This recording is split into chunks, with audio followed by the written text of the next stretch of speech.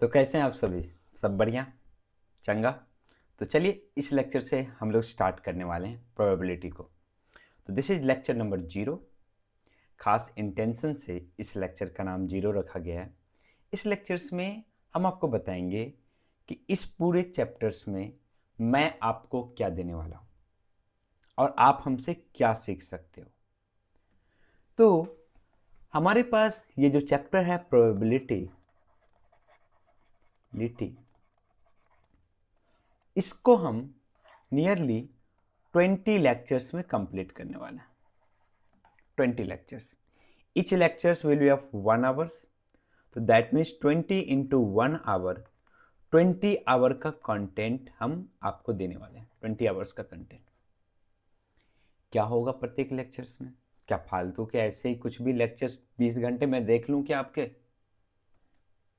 तो हर लेक्चर्स में आपके पास 6 to 7 गुड क्वालिटी के प्रॉब्लम्स रहेंगे, from beginning to advance level हर टाइप्स के प्रॉब्लम्स रहेंगे। एंड आपके पास 6 to 7 प्रॉब्लम्स रहेंगे। एंड साथ में आपको प्रत्येक लेक्चर्स के बाद एक असाइनमेंट मिलेगा जिसको आपको जरूर करना है, क्योंकि तभी आपको पता चलेगा कि आपने क्या सीखा या फिर आप कहाँ पे गलतियाँ कर रहे हो, क्या मिस आउट कर रहे हो।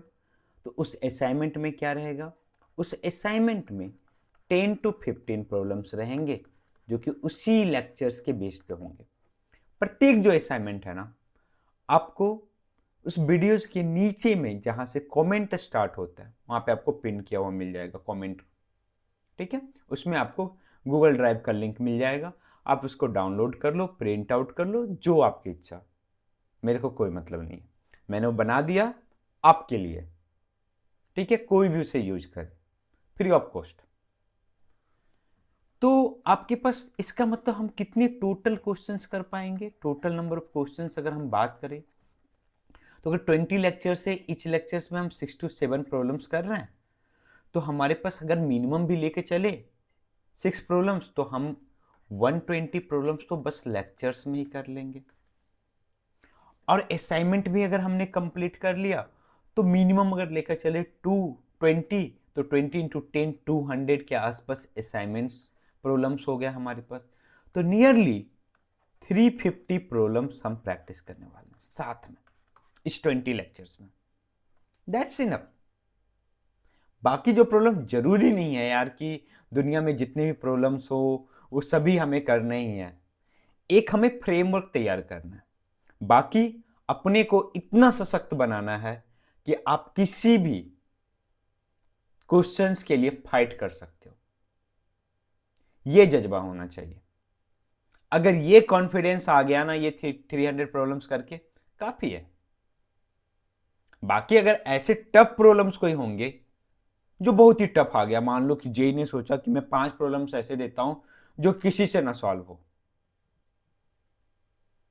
कुछ होंगे इक्के दुक्के जो सॉल्व कर लेंगे, जिनका माइंड उस टाइम उस पर क्लिक करेगा, उस पार्टिकुलर डायरेक्शन में क्लिक करेगा। तो उसके लिए मत सोचो कि क्या हमें सारे प्रॉब्लम, ये प्रेशर लेके माइंड में मत चलो कि हमें सारे प्रॉब्लम्स करने। हमें अपने स्कोर को मैक्सिमाइज करना है, इसके लिए फाइट करना है। तो इसके लिए जब फाइट करना है तो एक हमें पता होना चाहिए कि हमारा सिलेबस क्या है।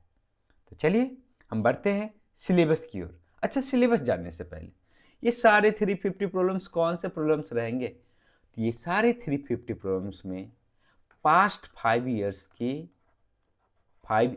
PYQs मस्ट है, वो सारे रहेंगे। ठीक है, पास्ट 5 इयर्स PYQs और भी जो इंपॉर्टेंट प्रॉब्लम्स होंगे वो सारे प्रॉब्लम्स यहाँ पे रहेंगे। आपको उसके लिए टेंशन मत लो कि मैं सिलेबस पूरा कवर करूंगा कि नहीं, हर टॉपिक्स कवर होंगे। और उसके लिए मैंने आपके लिए तैयार किया कि आपका सिलेबस क्या है। तो जेई मेंस का सिलेबस और जेई एडवांस का सिलेबस मोस्टली सिमिलर है इस चैप्टर्स के लिए। प्रायोरिटी वो अलग बात है कि जेई मेंस ने कुछ टॉपिक्स को मेंशन नहीं किया, इसका मतलब नहीं है कि वो टॉपिक्स नहीं है included. For example priority of an event, addition theorem and priority, multiplication theorem, अब मल्टीप्लिकेशन थ्योरम है तो कंडीशनल प्रोबेबिलिटी तो हमें आनी चाहिए।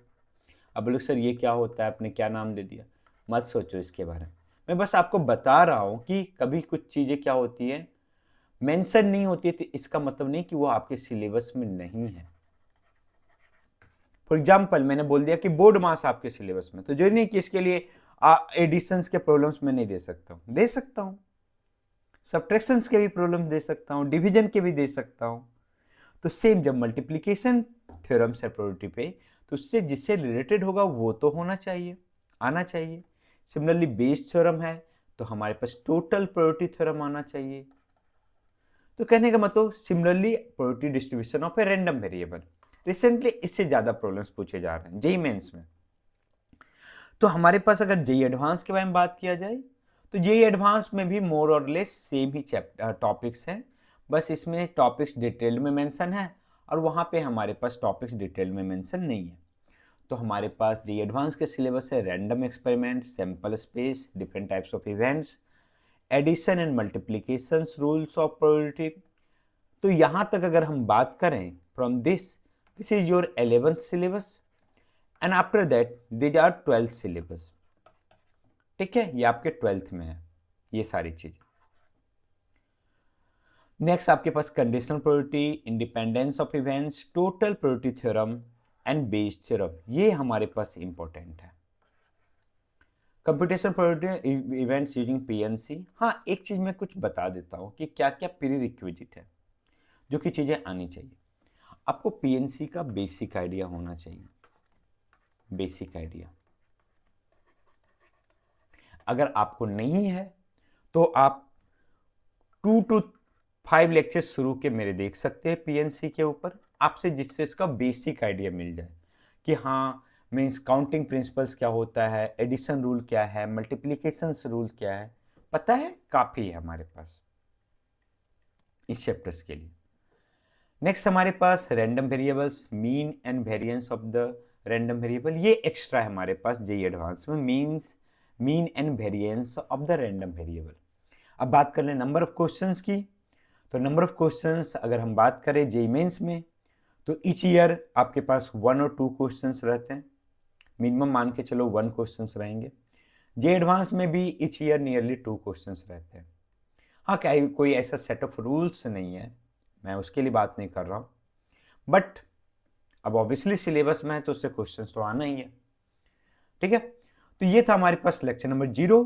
हम नेक्स्ट लेक्चर नंबर 1 से बेसिक जो डेफिनेशंस हमारे पास है, for example random experiment, sample space, different types of events के बारे में, उसको हम स्टार्ट करेंगे लेक्चर नंबर 1 से। तो बने रहिए, और अगर आप मेरे चैनल पे नए हैं तो प्लीज़ भाई मेरे चैनल को सब्सक्राइब कर दें। ठीक है, ओके, बाय।